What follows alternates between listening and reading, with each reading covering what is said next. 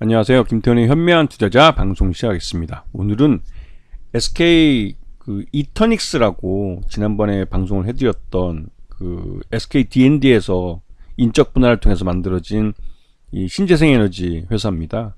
이 SK 이터닉스는 SK 그룹 내에서도, 그러니까 SK 디스커버리 그룹이죠. 이쪽에서도 핵심적인 신재생에너지 쪽을 담당하게 될 회사라, 이 회사가 SK D&D에서 인적 분할을 통해서 만들어진 이유도 한번 생각해 보셔야 됩니다.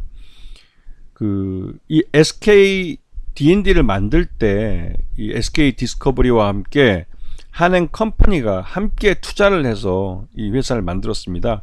SK D&D는 부동산 개발업과 신재생에너지 사업을 하는 두 개의 큰 사업으로 나눠볼 수 있는데요. 요번에 이 SK D&D와 SK 이터닉스를 인적 분할하면서 이 SK 디스커버리와 한행컴퍼니는 SK D&D하고 SK 이터닉스 각각의 주식들을 동일한 기업 분할, 인적 분할 비율에 따라서 갖게 됐습니다. 그래서 결국은 SK 이터닉스는 신재생에너지 쪽으로 앞으로의 성장성이 굉장히 큰 사업이었고, 이 SK D&D는 부동산 개발업으로 지금 현재 이 SK 그룹이 갖고 있는 부동산들을 개발을 하고 또 여기서 이제 개발 차익을 먹는 그런 회사였죠. 하지만 부동산 시장 전반적으로 침체에 빠져들면서 SK D&D의 투자에 대해서 이 한행컴퍼니가 투자금을 회수할 수 있는 방법이 좀 용언했습니다. 그럴 때 SK 이터닉스를 인적 분할을 해서 이 신재생에너지의 성장성을 이용해서 투자금을 회수하려는 작전을 쓴 거죠. 그렇게 해서 SK 디스커버리와 한행컴퍼니가 SK 이터닉스의 주주로서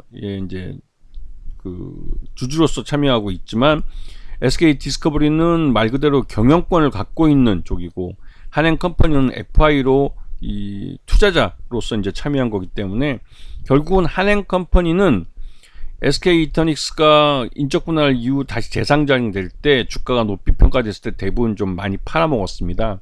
하지만 워낙 2대 주주로 지분이 많기 때문에 아직은 꽤 많은 수량이 남아있는 상태죠. 자, 기본적으로 SK 이터닉스는 이 신재생에너지 쪽인 태양광 발전과 풍력 발전, 그리고 또 이런 발전된 전기를 이용한 ESS 에너지 저장 장치 사업 쪽을 하고 있습니다. 그러면서 이제 이 전력망에 대한 민영화 정책을 피고 있는 윤석열 정부의 정책에 대응하고 있는 회사이기도 하죠. 그래서 이 윤석열 정부의 전력망 민영화 정책의 수혜주라고도 꼽힙니다. 전체적으로 SK 이터닉스가 갖고 있는 사업은 주로 육상 풍력 발전 이쪽에 많이 국한되어 있습니다. 그러다 보니 이 해상 풍력 발전소나 또 ESS 사업도 해외로 이제 미국의 ESS 사업에도 이제 진출하면서 말 그대로 이제 사업 외형을, 이 에너지 쪽의 사업 외형을 키워가고 있는 상황이죠.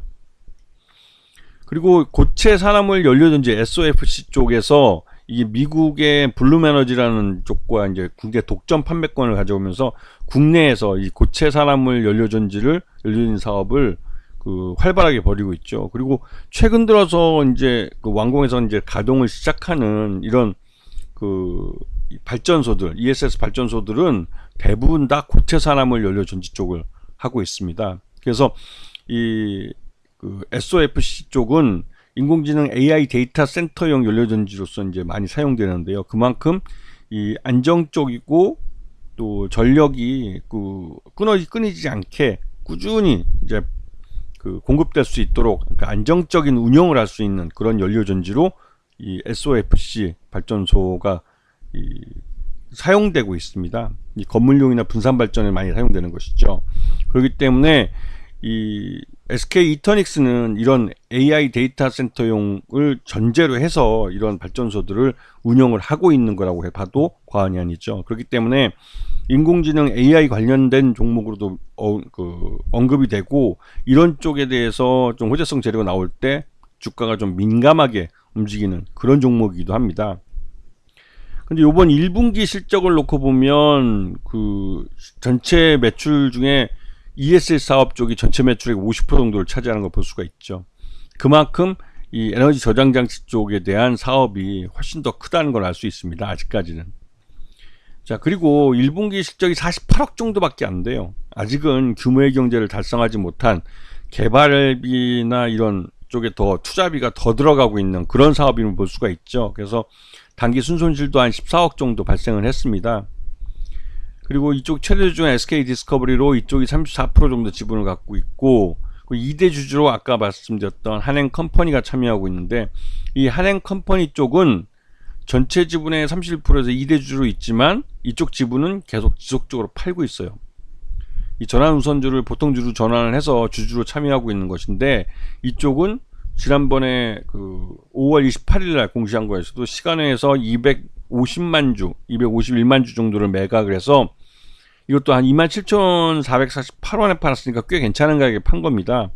그리고 이렇게 판 것은 말 그대로 이제 예전에 이 한행코가 이 SK가스의 최창원 부회장 보유 주분을 구주를 1954억을 매수하면서 이제 여기에 참여하게 된 건데, SK D&D와 SK 이터닉스로 인적 분할한 이후에 양쪽 지분을 다 갖고 있는데, SK D&D 쪽은 부동산 시장이 좋지 않기 때문에 이쪽 투자분은 솔직히 말해서 그 손실을 봤다고 보는 게 맞을 정도로 좋지 않죠.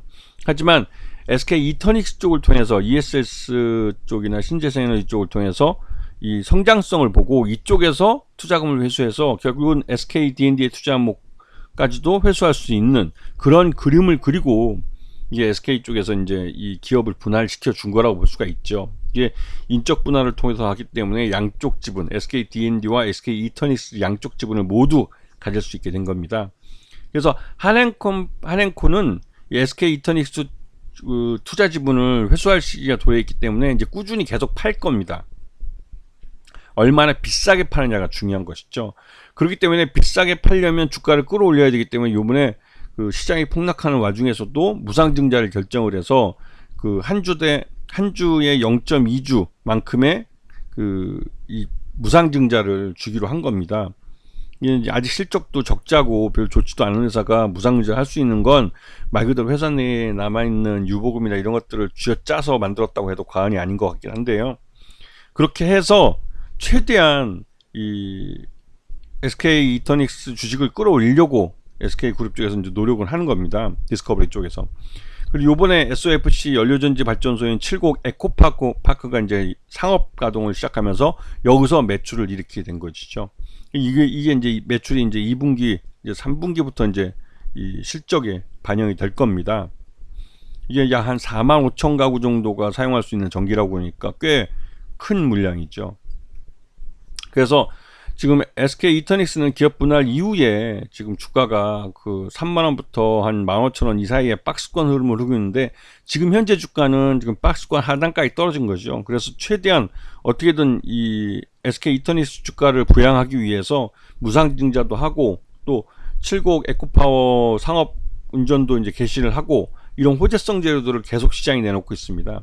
그래서 SK 이터닉스는 15,000원과 3만원 이 박스권에 움직이고 있다고 생각하시면서 이 15,000원에 가까이 오면 매수하고 15,000원, 3만원이 넘어가면 일단 차익 실현하는 이런 식으로 대응을 해도 충분히 수익을 낼 수 있는 그런 종목이라는 생각이 들고, SK 이터닉스는 앞에서 설명드렸지만 이 한행코라는 FI에게 그 어느 정도의 투자 수익을 주기 위해서 주가를 끌어올려야 될 종목입니다. 그래야만 다음에도 SK 이터닉스는 그 시장에서 자금을 조달할 수 있는 것이죠. 그렇기 때문에 계속 호재성 재료를 내놓을 가능성이 큰 것입니다. 주가가 움직이는 데는 움직이는 이유가 있는데 그 움직이는 이유를 먼저 알아보고 투자 결정을 하는 게 수익과 연결할 수 있는 그런 지름길이 되는 것이죠. 그래서 이 SK 이터닉스의 주가가 움직이는 그 동인을 한번 공부해 보시면 충분히 수익 낼 수 있는 기회를 가질 수 있을 겁니다. 아시겠죠? 자, 오늘 방송 여기서 마치겠습니다. 감사합니다.